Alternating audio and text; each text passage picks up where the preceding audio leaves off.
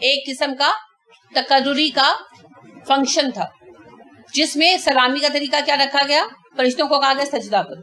سجدہ عبادت کے لیے نہیں تھا، برتری کو تسلیم کر پانے کے لیے تھا کہ تم نے اسے اپنے سے برتر مانگ لیا۔ اب جن جو ہے ابلیس وہ اس میں شامل نہیں، اس نے انکار کر دیا، ٹھیک ہے، اپنی مرضی اور اپنے آزاد اختیار کے ساتھ۔ کیوں میں کیوں کہہ رہی ہوں اس نے آزاد اختیار کے ساتھ کیا؟ دیکھیے اللہ فرما رہے ہیں کالا، اس نے پوچھا، کس نے پوچھا بتایا نہیں ہے، سوال سے پتا چلے گا۔ ماں کس نے، منع کا روکا تجھ کو، منع روکا کا تجھ کو، اللہ کے نا تسجدا تو سجدہ کرے، اس جب کہ امر تو کا میں نے تجھ کو حکم دیا تھا، کا ہٹا دے تو ماضی کا متکلم بنے گا، امر تو میں نے حکم دیا تھا کا تجھ کو۔ کون کہہ رہا ہے؟ اللہ کریم۔ اللہ کہتے ہیں اس نے پوچھا، ان کے غائب کے سیغے میں بات ہو رہی ہے نا، اللہ نے پوچھا اے ابلیس تجھے، ابلیس تو ویسے نام بعد میں رکھا گیا، جو بھی اس کا نام بعض یہودی روایات میں آتا ہے عزازیل تھا غالباً، تو اگر عزازیل نام تھا یا جو بھی نام تھا تو اللہ نے اسے مخاطب کر کے کہا کہ تجھے کس بات نے سجدہ کرنے سے روکا جبکہ میں نے تمہیں حکم دیا کہ سجدہ کرو؟ تو پھر وہ اپنی مرضی سے رکا، اللہ نے نہیں روکا۔ اگر اللہ نے روکا ہوتا تو سوال کیوں کرتے، ہے نا؟ اللہ نے تو سب کو یکساں حکم دیا تھا۔ کالا وہ بولا، انا میں خیر منہ بہتر ہوں اس سے، کس سے؟ آدم سے، میں آدم سے بہتر ہوں۔ وجہ خلقتنی، تو نے مجھے پیدا کیا، خلقتا تو نے مجھے پیدا کیا، ماضی کا مذکر حاضر واحد ہے اور نی ضمیر ہے، خلقتنی تو نے مجھے پیدا کیا، من ناری ناگ سے، وخلقتہ ہو الگ کر دیں تو خلقتا وہی ماضی مذکر حاضر واحد، من طین مٹی سے، تین گیلی مٹی کو کہتے ہیں نا۔ اللہ جی میں اسے بہتر ہوں اس لیے کہ تو نے مجھے آگ سے پیدا کیا، اس کو مٹی سے پیدا کیا۔ تو نسب پر فخر کا آغاز یہاں سے ہوا نا۔ بہت افسوسناک باتیں ہیں نسب پر فخر۔ رسول اکرم صلی اللہ علیہ وسلم نے فرمایا دو جاہلیتیں میری امت میں سے کبھی نہیں جائیں گی، اور ان میں سے ایک ہے نسب پر اترانا۔ تو یہ جو اس طرح کی کوٹیشنز بھی ہوتی ہیں مذاق میں بھی ہوتی ہیں، خاندانوں کے اوپر ہوتی ہیں، میں راجپوت ہوں، یوں ہوں، میں گجر ہوں، میں وہ ہوں، پتہ نہیں کیا کیا، تو وہ مذاق میں بھی آگے سینڈ مت کیا، کیونکہ گناہ اور تکبر کا تو جس کے دل میں رائی برابر ہوگا تکبر، وہ جنت میں نہیں جائے گا نا۔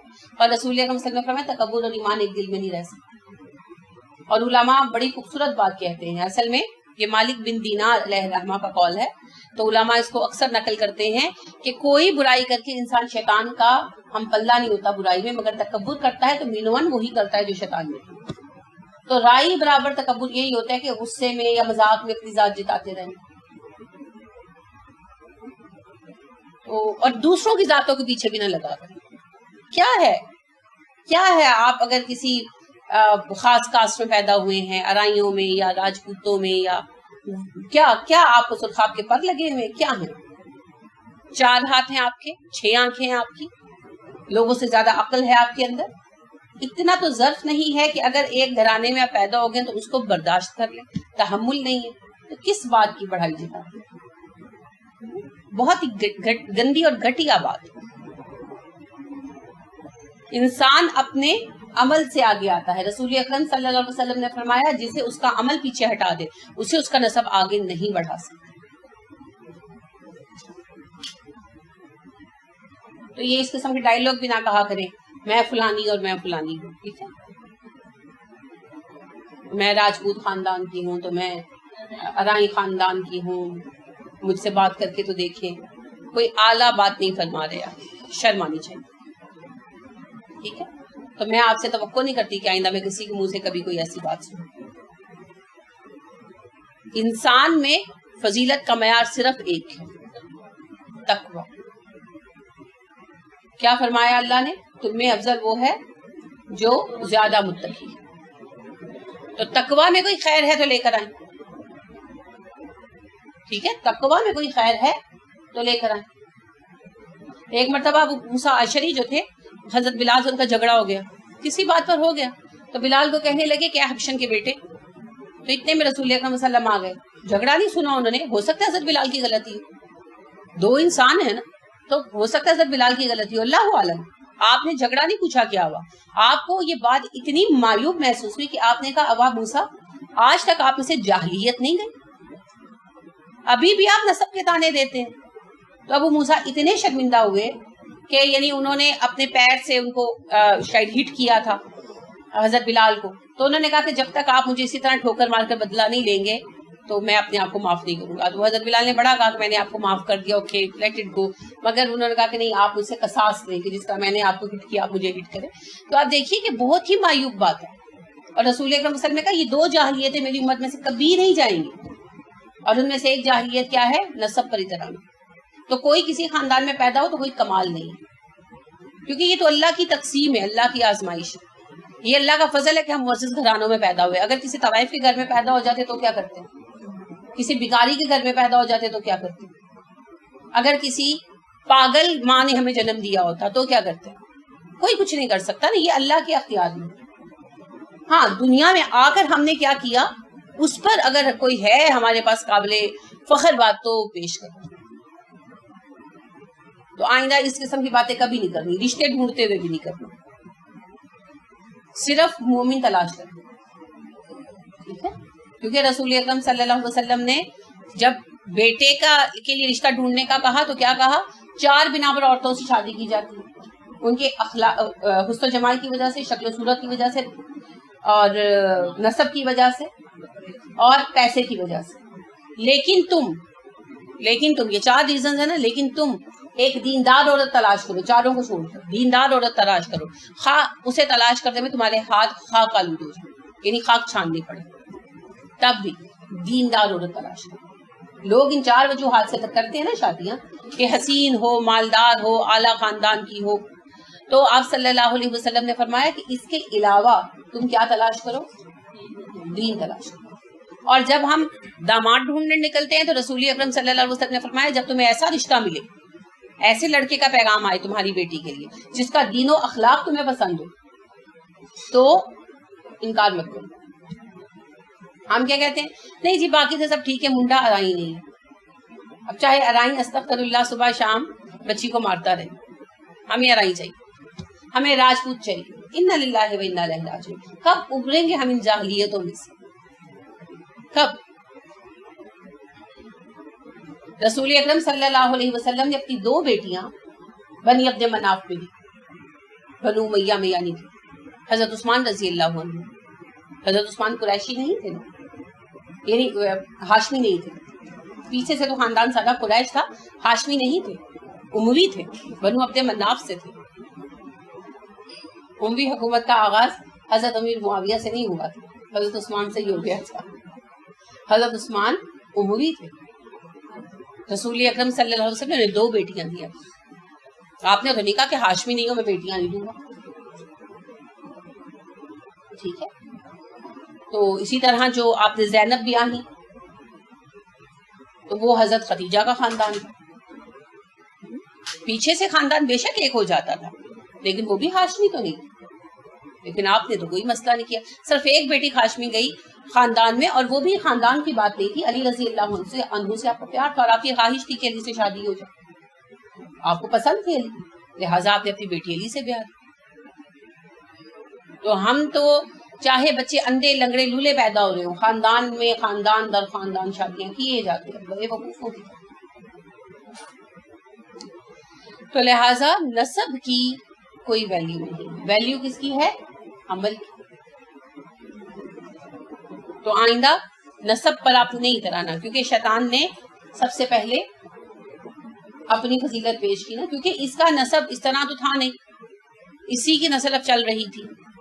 تو ان میں اس نے اب کیا فرق پیش کیا, ایک نسل تو نہیں تھی نا کہ نسب پیش کرتا کہ میں فلاں قوم سے ہوں, فلاں قوم سے. آدم علیہ السلام علیحدہ جنس تھے, یہ علیحدہ جنس تھا. تو اس نے کہا کہ میرا مٹیریل بہتر ہے, میرا مٹیریل بہتر ہے, لہٰذا میں افضل ہوں.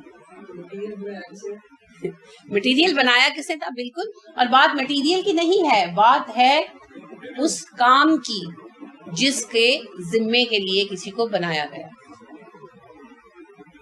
ہے نا.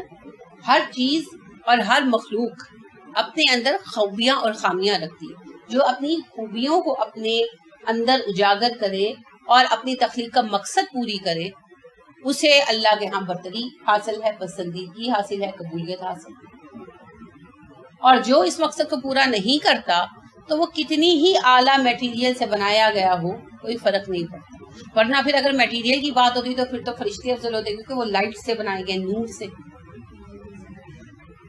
تو لائٹ جو ہے، نور، روشنی، وہ آگ سے افضل چیز ہے نا۔ تو آپ دیکھ لیں گیس کا بل کتنا آتا ہے، بجلی کا بل کتنا آتا ہے۔ اسی طرح زندگی میں آگ کے وہ فوائد نہیں ہیں جو روشنی کے ہیں، تو روشنی ہر لحاظ سے آگ سے افضل ہے۔ تو اگر فضیلت جو ہے وہ میٹیریل کے بنا پر ہوتی تو پھر فرشتوں کو، لیکن اللہ نے جسے مٹی سے بنایا اسے معزز کیا۔ تو بات قیمت کی نہیں ہے، بات ہے خاصیت۔ پیٹرول مہنگا ہے پانی سے، مگر پیاس تو نہیں بجھا سکتا۔ ہر چیز کا اپنا اپنا کام اور ہر چیز کی اپنی اپنی اہمیت ہے۔ قالا فرمایا، کس نے؟ اللہ کریم نے۔ فہبت، چلا جا۔ یہ لفظ آپ نے بقرہ میں بھی پڑھا، اہبطوا منہا، ہے بیت تو حبوت ہوتا ہے اترنا، ایک جگہ سے دوسری جگہ شفٹ ہونا۔ تو اللہ نے کہا کہ یہاں سے چلے جاؤ، گو اوے فرام ہیئر۔ اہبطوا کیوں کہا؟ کیونکہ اللہ رب کریم عرش پر متمکن ہے۔ تو جب اللہ کے سامنے یہ مجلس ہو رہی تھی تو یہ بلندیوں پر تھی، ہے نا۔ آپ کو حدیث یاد ہے نا، جب ایک کنیز لائی گئی تھی تو آپ صلی اللہ علیہ وسلم نے اس سے ایمان کے بارے میں پوچھا کہ اللہ کہاں ہے؟ اس نے کہا آسمانوں پر، انگلی اٹھا کر کہا۔ تو آپ نے کہا کہ یہ مومنہ ہے نا۔ 3-4 سوال یہ تھے، آخری سوال یہی تھا۔ اور آپ صلی اللہ علیہ وسلم خود بھی دعا کرتے تھے تو آسمان کی طرف منہ اٹھاتے تھے۔ تو ایک قدرتی تصور ہمارا بنا ہوا ہے اللہ آسمانوں پر ہے، اور آسمان کے ساتھ ایک بلندی کا تصور ہے۔ اب یہ بلندی کس قسم کی ہے، فاصلے ہے، کیا ہے، اس کو ہم صحیح سمجھ نہیں پا سکتے، کیونکہ ہم آسمان ہی کو ابھی تک سمجھ نہیں پائے کیا ہے۔ تو ظاہر ہے یہ سب کچھ اللہ رب کریم کے سامنے ہو رہا تھا، 7ویں آسمان پر ساری مجلس برپا تھی۔ تو اللہ نے کہا نا واپس چلے جاؤ، دنیا میں جاؤ، دنیا سے تو گیا تھا اوپر، ٹھیک ہے۔ تو اس لفظ اہبطوا کو لے کر بڑی بحث ہوتی ہے۔ جب آدم کو بھی کہا گیا نا اہبطوا، اتر جاؤ، تو یعنی کہ اس سے بڑی بحث نکل گئی کہ آیا آدم کو مقام سے گرا دیا گیا، ان کا مرتبہ کم کر دیا گیا؟ نہیں، فزیکل نیچے آنا تھا، فزیکلی نیچے آنا۔ تو آپ کسی کو کہیں کہ چلے جاؤ نیچے، آپ اوپر کی منزل پر، تو یہی کہیں گے نا تم جاؤ نیچے۔ اب چاہے آپ آرام سے، پیار سے بھی کہتے ہیں، عزت سے بھی کہتے ہیں، تو نیچے جانے کے لیے کہیں گے نا، کیونکہ فزیکلی تو نیچے ہی آنا۔ تو اسی لیے یہ فزیکلی جانے کی بات ہو رہی ہے دونوں جگہوں پر۔ اللہ نے فرمایا فہبط، تو چلا جا یہاں سے، میری محفل سے چلا جا، نیچے جا زمین پر واپس، منہا، یہاں سے، اس محفل سے چلا جا، میری محفل کو چھوڑ دو، تم لائق نہیں ہو۔ فما، تو نہیں، یکونو ہے لگا تیرے لیے، ان کے تتکبرا، تو تکبر کرے۔ اس میں 2 تے کیوں آئے ہیں؟ تتکبرا میں 2 تے کیوں آئے ہیں؟ ایک تے مضارع کا ہے، دوسرا تکبر کا اپنا حصہ ہے۔ کہاں سے آیا؟ ضمیر ہے، تکبرا، تو نے تکبر کیا، اور تتکبرا تا جو ہے وہ ضمیر ہے، اور جو تکبرا ہے آپ کو پتا ہے وہ حصہ ہے تکبر کا، لفظ ہی تکبر۔ تتکبرا، تو تکبر کرے، فیہا، اس محفل میں، تو میری محفل سے چلا جا، تو اس کے لائق نہیں ہے، کیونکہ تجھے جائز نہیں تھا کہ تو میری محفل میں تکبر کرتا۔ فخرج، پس نکل جا۔ تکبر کیا ہوتا ہے؟ اپنی بڑائی بیان کرنا، چاہے بڑائی کے لائق ہو یا نہ ہو، ہے نا۔ تو اس سے اپنی بڑائی بیان کی نا کہ میں افضل ہوں۔ کس کے سامنے بیان کی؟ اللہ کریم کے۔ اللہ کو نہیں پتا افضل کون ہے، کم تر کون، اور افضل تو وہ ہے جسے اللہ افضل قرار دے، کیونکہ وہ مالک الملک ہے، وہی ہے، وہ فیصلے کرے گا کس کو کیا عہدہ ملنا ہے، کس کو کیا مقام ملنا ہے۔ تو اسی لیے اللہ نے فرمایا کہ تو جھوٹی بڑائی بیان کر رہا ہے۔ تکبرا کے اندر یہ بات خود بخود آ گئی، تجھے لائق نہیں تھا کہ تو اپنی جھوٹی سچی بڑائیاں بیان کرتا۔ فخرج، بس نکل جا، انکا من الصاغرین، تو ہے ہی ذلیل ہونے والوں میں سے۔ صغیر ہوتا ہے چھوٹا، اور صاغر ہوتا ہے جو چھوٹا ہونے کو پسند کرے، رسوائی کو پسند کرے، یعنی ایسے کام کرے جن کی وجہ سے رسوا ہو جائے. صاغر سے ہے, صاغرین,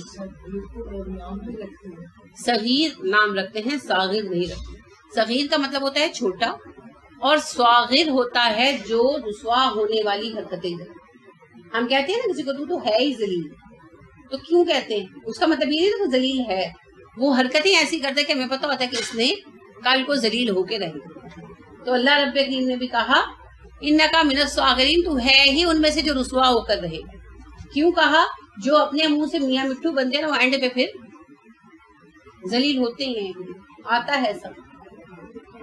لہٰذا اللہ نے فرمایا کہ تو جو اپنی جھوٹی بڑائیاں بیان کر رہا ہے, انکا من الصاغرین, تو ہے ہی رسوا ہونے والوں میں سے, تو ایسی حرکتوں کا ارتکاب کر رہا ہے کہ تو رسوا ہوگا. تو بات یہ ہے کہ جن میں بڑائی ہوتی ہے, اعلیٰ ظرفی ہوتی ہے, ان میں تحمل ہوتا ہے. پہلی چیز جو عظمت کے ساتھ آتی ہے وہ ہوتی ہے تحمل, برداشت. اور جو جتنا شور مچاتے ہیں وہ اتنا خالی ہوتے ہیں. خالی برتن شور مچاتے ہیں نا, تھوتھا چنا باجے گنا, محاورہ ہے, خالی چنا بجتا ہے, حقیقت یہی ہے. اور جو بھرے ہوئے ہوتے ہیں ان میں تحمل ہوتا ہے. پانی کی ایک ایک بوند ٹپکے تو بہت شور ہوتا ہے نا, اور جب آپ بوتل الٹتے ہیں تو الٹی جاتی ہے آرام سے. تو جتنا کم ہوتا ہے اتنا شور زیادہ ہوتا ہے. جن میں حوصلہ ہوتا ہے وہ خاموش رہتے ہیں, ان کی عظمت نظر آ جاتی ہے. شیخ سعدی بڑی خوبصورت ایک مثال حکایت بیان کرتے ہیں گلستان میں. وہ کہتے ہیں کہ ایک جنگل میں جانور پانی پی رہے تھے تالاب پر. تو ایک شیر آ گیا, کہنے لگا بھاگو بھاگو, میں شیر ہوں, میں شیر ہوں. سب جانور بھاگے, بوڑھا بھینسا نہیں بھاگا. اس سے آگے بڑھ کر ٹکر ماری تو وہ گرا شیر, تو شیر کی کھال میں سے گیدڑ نکل آیا. تو وہ کہنے لگا کہ چچا تمہیں کیسے پتا چلا میں شیر نہیں ہوں؟ تو کہنے لگا شیر کبھی آ کر کہتا نہیں میں شیر ہوں, میں شیر ہوں. شیر کی ہیبت خود ہی نظر آ جاتی ہے نا. تو وہی بات ہے, کہنا نہیں پڑتا میں عظیم, میں عظیم, میں عظیم. عظمت محسوس ہو جاتی ہے, دلوں میں اتر آتی ہے. رسول اکرم صلی اللہ علیہ وسلم نے کتنی دفعہ کہا کہ میرا احترام کرو, میرے سامنے کھڑے ہو جایا کرو, میرے کام کیا کرو. کہا تھا, آپ کو تو پسند ہی نہیں تھا. آپ نے کہا کھڑے ہو کر میری تعظیم نہ کیا کرو, میں شاہان عجم میں سے نہیں ہوں. اور آپ صلی اللہ علیہ وسلم بہت ہی عاجز بندے تھے. لہٰذا انس کہتے ہیں کہ ایک صاحب آپ سے ملنے کے لیے آئے, فرسٹ ٹائم آپ کو دیکھا, تو آپ کو دیکھ رہے تھے حیبت تاری کہ کانپنے لگے.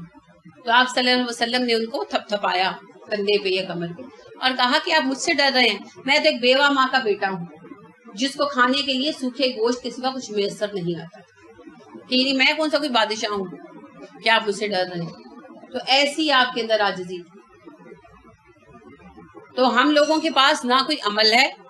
اب دیکھیں خاندان میں بھی آپ صلی اللہ علیہ وسلم نے خود کہا نا, ایک دفعہ جب اما عائشہ والا قصہ چل رہا تھا, ویسے کبھی آپ نے بات نہیں کی, جب اما عائشہ صدیقہ رضی اللہ تعالیٰ عنہ والا قصہ چل رہا تھا نا, افق والا, تو آپ صلی اللہ علیہ وسلم نے کہا کہ اللہ رب کریم نے مجھے بہترین خاندان میں سے پیدا کیا. تفصیلی حدیث ہے نا, اللہ نے بنی آدم میں سے بہترین لوگوں کو چنا, ان میں سے بہترین گروہ کو چنا, بہترین گروہ میں سے بہترین خاندان کو چنا, اس میں سے بہترین گھرانے کو چنا, تو میں تم میں سب سے بہترین انسان.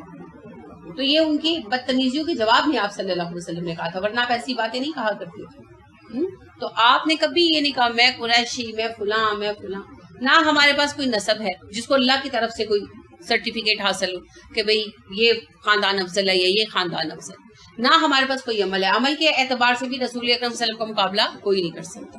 نہ ہمارے پاس کوئی عمل ہے, نہ ہمیں یہ پتا ہے کہ ہمارے ایمان کی اللہ کی نظروں میں کیا جانچ ہے, اور اس کے باوجود ہماری فخر کے وہ جو غبارے پھولے ہوئے ہیں نا, وہ کہیں ڈھیلے ہی نہیں پڑتے. یہ ہے تکبر. تو اس کا نتیجہ کیا ہوتا ہے, نکال دیا جاتا ہے محفل سے. تو اللہ رب کریم نے یہی کہا. اور دوسری بات کیا کہی کہ تو اپنے تکبر کی وجہ سے رسوا ہو کر رہے گا. تو جو متکبر ہوتا ہے وہ رسوا ہوتا ہی ہوتا ہے, ضرور ہوتا ہے. اگر فرض کریں کہ اس کے لیے ایسا لکھا گیا ہے کہ پوری زندگی وہ اپنے دبدبے کے ساتھ جیتا ہے, تو لوگ سامنے نہیں تو پیچھے مذاق اڑاتے ضرور ہے. اور قیامت کے دن متکبری چیونٹیوں کی شکل میں اٹھائی جائے گی. سارے انسانوں کے ہوں گے, جسم چیونٹیوں کے ہوں گے, رینگتے ہوئے اپنی اپنی قبر کی جگہ سے حشر کے میدان تک آئیں گے اور لوگوں کو پیروں تلے رون لے جائیں گے. یہ سزا ہوگی. تو دیکھیں تکبر کی کوئی گنجائش ہے. تکبر کس بات کا ہے؟ کس بات کا تکبر ہے؟ ہم سانس تو خود لے نہیں سکتے. ایک ناک بند ہو جائے, سیریسلی آج کل موسم ایسا ہو رہا ہے تو ناک بند ہو جاتا ہے اکثر صبح کے وقت, تو کتنی دقت ہوتی ہے, سوئے ہوئے اٹھ جاتی ہوتا ہے ایسے, اتنی گھبراہٹ تاری ہوتی ہے. اور اگر نزلہ بہنے لگے تو روک سکتے ہیں؟ نہیں. تنگ آ جاتے ہیں, دوائیاں کھاتے ہیں, نہیں رکتا. قبض ہو جائے تو تڑپتے پھرتے ہیں. جن بیچاروں کو قبض کی تکلیف ہے, میرے سسر ابا اللہ جنت عطا فرمائے, انہیں بہت شدید قبض ہو جاتی تھی, وہ لٹرلی تڑپا کرتے تھے. تو اتنا رحم آتا تھا, سمجھ نہیں آتی تھی ان کے لیے کیا کرنا ہے. اور موشن لگ جائیں تو روکے نہیں رکتے. ایسے ہی ہوتا ہے نا. اتنے شدید, پچھلے دنوں میری دوست ہے, اس کو اتنے شدید یعنی قبض کا مسئلہ ہوا کہ وہ کہنے لگی کہ باتھ روم جاتے جاتے خارج ہو جاتا ہے, اور یعنی کہ مجھے اتنی پریشانی آ رہی ہے. تو میں کہیں آ جانے پا رہی ہوں کہ انسان اتنا بے بس ہے کہ اپنی مرضی سے رفع حاجت نہیں کر سکتا اور اس کو روک نہیں سکتا. یہ تو ہماری اوقات ہے. اور باتیں سنیں, ایک درد ہو جائے دانت میں یا کان میں یا آنکھ میں تو ہمیں اپنی اولاد تک زہر لگنے لگتی ہے. ایسے ہی ہوتا ہے نا, نیچرل بات ہے, بیر ہی نہیں ہوتا درد. اور باتیں سنو تو بس ہم تو پتہ نہیں کیا ہے, ہم کچھ بھی نہیں ہیں. ہم اللہ رب کریم کے رحم و کرم پر ہے, اس نے تھام رکھا ہے, اور نہ پتہ نہیں ہمارا کیا ہے. تو سانس ادھار کی, رشتے ادھار کے, کسی کی بنائی ہوئی مخلوق, اس کے اشاروں پر چلنے والے, اس کی دی ہوئی نعمتیں کھانے والے, اس کے دیے ہوئے رشتے نبھانے والے, سراسر غلام, سراسر کسی کی ملکیت. تو فخر کس بات کا؟ اگر کوئی غلام ہو, فرض کر لیں کہ کوئی آج کے دور میں کوئی غلام ہو اور وہ آپ کے سامنے کوئی بڑائی جتائے کہ بھئی میں تو یہ یا میں تو وہ, تو آپ کیا کہیں گے؟ ہے تو غلام اور باتیں دیکھ اپنی, ہے نا. تو اپنے آپ کو بھی کہیں گے ہے تو غلام اللہ کا, اس کی ملکیت, اور باتیں ذرا دیکھو. اوقات کیا ہے, کیا پدی اور کیا پدی کا شوربہ, ہے نا. تو بس پھر اپنی اوقات میں رہتے. اور اوقات یہ ہے کہ ہم اللہ کے غلام, ہم اللہ کے بندے, اور اگر تکبر کریں گے تو رسوا ہو. عاجزی میں عزت ہے. عزت کا آغاز عجز سے ہوتا ہے, جھک جانے سے. جو جھکتے ہیں اللہ انہیں کبھی رسوا نہیں کرتا. رسول اکرم صلی اللہ علیہ وسلم کی کتنی محبت ہے دلوں میں, ہے نا. کتنے لوگ محبت کرتے ہیں, گن سکتے ہیں؟ نہیں گن سکتے. آج تک کتنے انسانوں نے آپ سے محبت کی ہے. تو کتنا کا آپ صلی اللہ علیہ وسلم نے تاج پہنے, کتنے جواہرات لٹکائے, کتنی کی اپنی فوٹوز بنوائی, کتنے کوئی اپنے مجسمے بنوا کر چھوڑ گئے. کیا کیا؟ کچھ بھی نہیں, صرف اللہ کی اطاعت کی. اللہ نے آپ کا نام زندہ رکھا. ابراہیم علیہ السلام کو دیکھ لیں, کیسی محبت ڈال دی اللہ نے ابراہیم علیہ السلام کی انسانوں کے دلوں, اور سارے لوگوں کے لیے ان کو امام بنا دی. تو کیا کیا ابراہیم علیہ السلام نے؟ کوئی محل چھوڑ گئے جو جا کے دیکھنے اچھا یہ ابراہیم کا محل ہے, یہ ابراہیم کا تخت ہے؟ نہیں, کچھ بھی نہیں. تو عمل ہے, عمل. جب عمل کریں گے تو اللہ دلوں میں محبتیں ڈال دے گا. اور پیغمبروں کے علاوہ صحابہ کرام رضی اللہ عنہم علیہم اجمعین کو دیکھ لیں. کوئی ایک لباس ہی مجھے بتا دی جو آپ کو ابو بکر کا یا عمر کا یا عثمان کا یا بلال رضی اللہ عنہ کا ملتا ہو. حضرت بلال آپ دیکھیں کہ غریب تھے, غلام تھے, حبشی تھے, تو کتنا پیار ہے. ہر دوسرا بندہ اپنے بچے کا نام بلال رکھتا ہے. کبھی نہیں سوچا کہ ایک حبشی کا نام ہے, ایک غلام کا نام, کیونکہ انہوں نے دل جیت لیے اپنے عمل کے ذریعے. ہمارے سردار ہیں سیدنا بلال رضی اللہ عنہ. عمر فاروق رضی اللہ عنہ اپنے سے بہتر مانتے تھے کیونکہ وہ سابق الاسلام تھے, عمر سے بہت پہلے اسلام لائے تھے. تو آپ دیکھیے, کہنے کا مطلب یہ ہے کہ نسب میں کیا رکھا ہے؟ کچھ نہیں رکھا.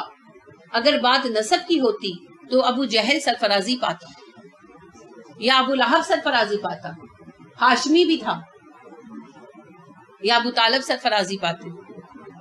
لیکن سرفرازی تو پائی بلال نے, سہیب نے, سلمان نے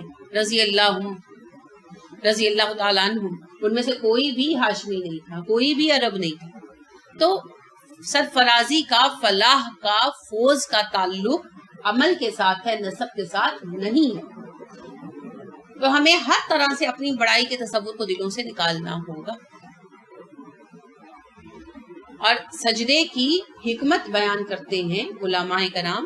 وہ کہتے ہیں کہ جو سجدے کا حکم دیا گیا نا ہمیں نماز میں, اس لیے دیا گیا کہ ہمیں یہ شعور آئے کہ ہم انسان جو دن میں 5 دفعہ نماز میں اپنا سر اللہ کے سامنے زمین پر رکھ دیتے ہیں، ہم کس بات پر تکبر کر سکتے ہیں کہ ہم تو 5 دفعہ زمین پر اپنی پیشانی رگڑتے ہیں، یہ جس کا عالم ہماری یہ، تو پھر تکبر کہاں، کس بات کا؟ تو مومن اسی لیے متکبر نہیں ہوتا، کیونکہ کم از کم ایمان کیا ہے؟ فرائض ادا کرنا، کم از کم ایمان، اس سے کم تر ایمان کا کوئی لیول نہیں ہے۔ تو جب کوئی فرائض ادا کرتا ہے تو وہ زمین پر سر رکھ کر اللہ کے ساتھ اپنی غلامی کا، عاجزی کا اظہار کرتا ہے۔ تو ایک عاجز غلام کہاں اور تکبر کہاں؟ کوئی میل نہیں۔ اسی لیے رسول اکرم صلی اللہ علیہ وسلم نے فرمایا ایمان اور تکبر ایک دل میں جمع نہیں ہو سکتے۔ ٹھیک ہے، تو ان چیزوں کو ہمیشہ کے لیے چھوڑ دینا ہے۔ دیکھ لیں کیوں نکالا گیا، اللہ نے یہ نہیں کہا کہ تو نے آدم کی تحقیر کی اس لیے نکالا گیا، اللہ نے فرمایا فاہبط منہا، میری محفل سے چلا جا، فما یکون لک، تو اس کے لائق نہیں ہے اور تجھے جائز نہیں تھا ان تتکبر فیہا، کہ تو اس محفل میں بیٹھ کر بڑائی کرتا اپنی بیان، فخرج، لہذا دفع ہو جا، انک من الصاغرین، تو رسوا ہو کر رہے گا۔ یعنی اللہ نے اسے سزا بھی سنائی اور محفل سے بھی نکالا، کس بنا پر؟ کہ تو نے میرے سامنے بڑائی بیان کی، تیری یہ جرت، تو نے تکبر کیا۔ نہیں، حکم نہ مانا، کیوں نہیں مانا؟ اللہ نے حکم نہ ماننے پر نہیں نکالا، اللہ نے پوچھا کیوں حکم نہیں مانا، reason, give me the reason. تو اس نے ریزن یہ دی کہ اللہ جی میں عظیم ہوں، میں بڑا ہوں۔ پھر اللہ نے نکالا کہ میرے سامنے تو اپنی بڑائی بیان کر رہا ہے۔ آدم کا تو حکم نہیں تھا، اور نہ آدم علیہ السلام نے بڑائی کا دعویٰ کیا تھا کہ میں تم سے افضل ہوں۔ بڑھائی اللہ نے دی تھی، آدم علیہ السلام نے لی نہیں تھی، ایک بات۔ دوسری بات حکم اللہ کا تھا، اور تیسری بات یہ ہے کہ حکم کی نافرمانی پر یکلخت نکال نہیں دیا گیا۔ اللہ نے پوچھا تو نے کیوں ایسا کیا؟ بے شک اللہ جانتا تھا، مگر اللہ نے اسے پوچھا تاکہ باقی بھی جان لے۔ تو اس نے کہا کہ جی اس وجہ سے کہ میں افضل ہوں، اس سے بڑھ کر ہوں۔ تو اللہ نے کہا کہ چونکہ تو نے بڑائی کا دعویٰ کیا، وہ بھی میری موجودگی میں، میری محفل میں، لہٰذا گیٹ آؤٹ فرام ہیئر، یہاں سے نکل جاؤ۔ بادشاہ بیٹھا ہو تو کوئی اس کے سامنے دعویٰ کر سکتا ہے کہ میں بادشاہ سے افضل ہوں؟ نہیں کر سکتا۔ اس وقت پاکستان میں عہدے کے اعتبار سے سب سے افضل کون ہے؟ وزیر اعظم۔ جو بھی ہوتا ہے وزیر اعظم اور صدر سب سے افضل ہوتے ہیں، تو ان سے اونچی پوسٹ ہے کسی کی، کوئی بھی دعویٰ نہیں کر سکتا۔ انلیگل بات ہے نا، قانون کو آئین کو چیلنج کرنا، کیونکہ آئین کہتا ہے کہ یہ سب سے افضل ہے۔ تو جب کوئی ایسا کرے گا تو وہ وزیر اعظم یا صدر کے ساتھ دشمنی نہیں کرے گا، وہ آئین کی خلاف ورزی کرے گا۔ لہٰذا آدم علیہ السلام کی فضیلت اللہ نے قرار دی نا، تو جب آدم علیہ السلام کی فضیلت کا انکار کیا تو اللہ کو چیلنج کیا، سپریم لا کو چیلنج کیا۔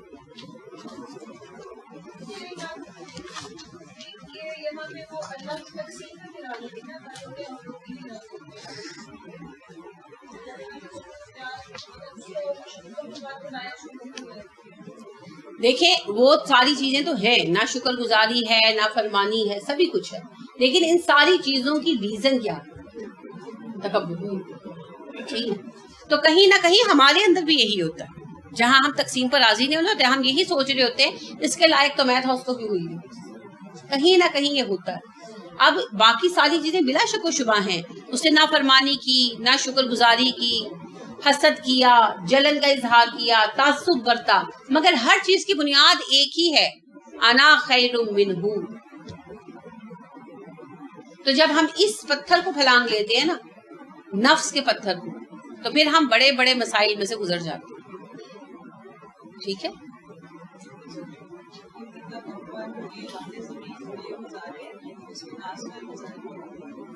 جی یہ پیچھے ہے نا، انت تکبر۔